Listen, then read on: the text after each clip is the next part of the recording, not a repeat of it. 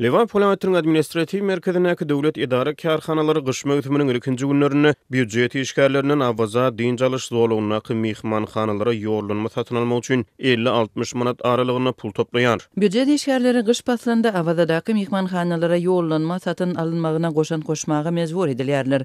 Idare kärhanalarda her bir işgärden 50-60 manat aralygynda pul toplanýar.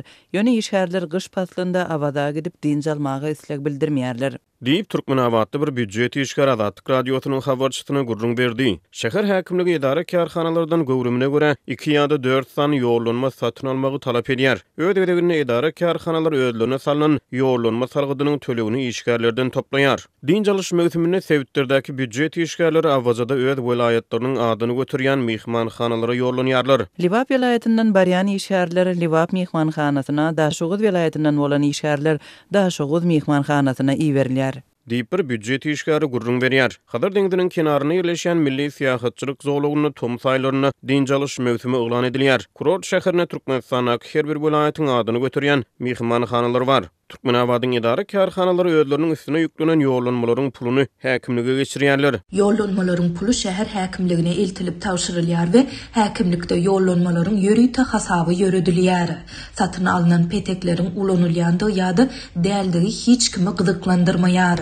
Diýip büdjet işgärleri aýdýar. Türkmenistanyň döwlet pudugy ilaty iş ödürleýän esas ulgam bolup türlü çeşmelere görä ýurtdaky iş mümkinçilikleriniň agramly bölegi döwlet idare kärhanalary tarapyndan öpçün edilýär. Şol bir wagtda büdjet idaralary öz işgärlerinden pul toplamakda tanylýar. Iş ýerlerine prezidentiň portretlerini çalışmak, şygarlary çalışmak ýaly talaplary esaslanyp işgärlerden ýerderli pul toplanýar. Awaza milli syýahatçylyk zowlagy ýangyş serişdeleriniň girdejilerine garaşly ýurdun ykdysady pudugyny diversifikasyalashdyrymaga gönükdirilen çäreleriň biri hökmünde halkary meşgurluk kazanypdy. Ýöne ýapyk ýurdun wiza çäklendirmeleri we öňüňlük syýasaty milliardlarça dollar meşberine maliýe serişdeleri sarf edilip bina edilen syýahatçylyk zowlagyny daşary ýurtly syýahatçylardan mahrum goýdy. Syýahatçylyk merkezleri we şpahanalary diň çalyş mevsiminde içerki mihmanlaryň wagtlaýyn meskenine urilýär. Tom saýlaryna Sewitderden we Paýtagat Aşgabatdan Türkmenbaşy ugruk boýunça transport gatnawlary artdyrylýar. Muňa garamazdan gyzgalaňly mevsimde Sewitderiň ýaşaýjylary awaza syýahatçylyk zowlagyny aşmakda transport bökdönşükleri bilen ýüzbeýiz bolýar. Sewitderden bolan büdjet işgärleri özlerine berilen ýollanmalaryň diň çalyş mevsiminde mihmanhanalaryň ýokary amatlyklaryny öz içine almaýanyny aýdýarlar. Tomsk pastyna döwlet idare kärhanalarynyň ýollanmalary bilen milli syýahatçylyk zowlagyny barýan büdjet işgärleri mihmanlary hödürlenýän naharyň ýygy içkiniň hilinden şikayet edýärler. Hadaryň kenaryna diň çalmaga baranyňda gowy iýmitlenjek bolsaň,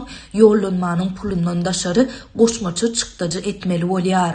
Diýip geçen Tomsk syýahatçylyk zowlagyny diň çalan bir büdjet işgär anonim şertlerde Azatlyk radiosynyň habarçysyna gurrun berýär. Ençeme işgärler häzirki wagtda ýollanmalar boýunça toplanýan pullar bilen awazanyň maliýe borçnamalarynyň berjay edilýändigini ynanýanlyklaryny aýdýarlar. Azatlyk radiosy Türkmenawatda büdjet işgärlerinden awazanyň ýollanmalary boýunça pul toplanylmagy barada şäher häkimliginden tesbir alyp bilmedi.